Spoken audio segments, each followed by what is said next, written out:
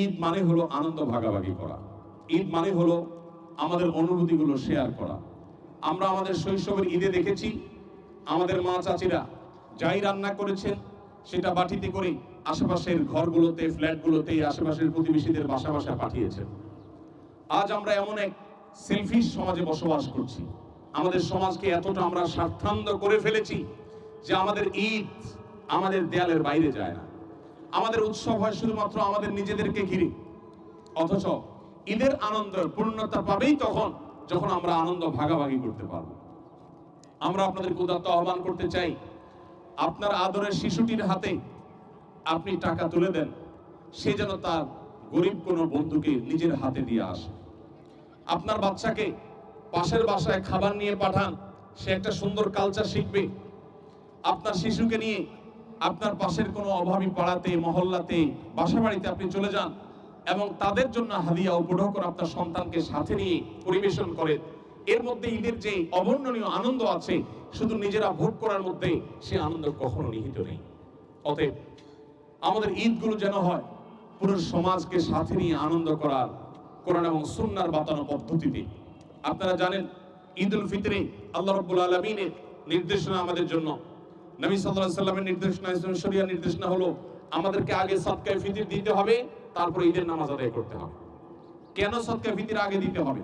আমরা তো ঈদের নামাজ পড়ে যেই সদকায়ে ফিতর দিতে পারতাম, কিন্তু আমরা ফিতরা ঈদের আগে দিতে হচ্ছে কারণ ইসলাম চায় আপনি আনন্দ করবেন, আপনি উৎসব করবেন, আপনি হাসি মুখে ঈদের নামাজ পড়বেন, তার আগে অভাবী গরিব মানুষের বাসায় খাবার পৌঁছে দেন, তাদের মুখে হাসি ফোটার আয়োজন করেন, তারপরে আপনি হাসুন।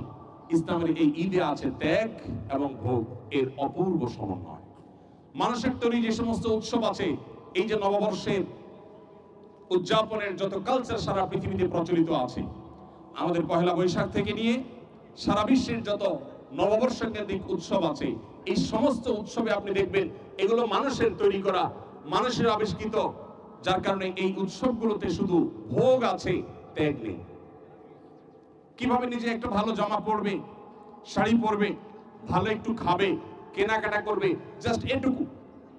এই সমস্ত উৎসবে কোনো ত্যাগের মহিমা নেই, ত্যাগের শিক্ষা নেই, ত্যাগের জন্য প্রেরণা নেই, উদ্বুদ্ধীকরণ নেই। ইসলাম আমাদেরকে দুটি ঈদ দিয়েছে, এক ঈদুল ফিতর, সেখানে আমাদেরকে ফিতরা দিয়ে গরিবের মুখে হাসি ফুটিয়ে তারপর ঈদগাহে আসতে বলা হয়েছে।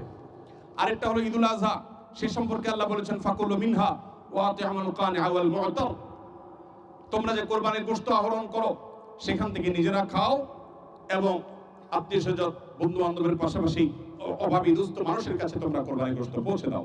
তাহলে ঈদুল ফিতর এবং ঈদুল আজহা এই দুটি উৎসব আল্লাহর দেওয়া উৎসবের সাথে মানুষের তৈরি সব উৎসবের একটা মৌলিক পার্থক্য হলো এই উৎসবে ভোগের পাশাপাশি ত্যাগ আছে।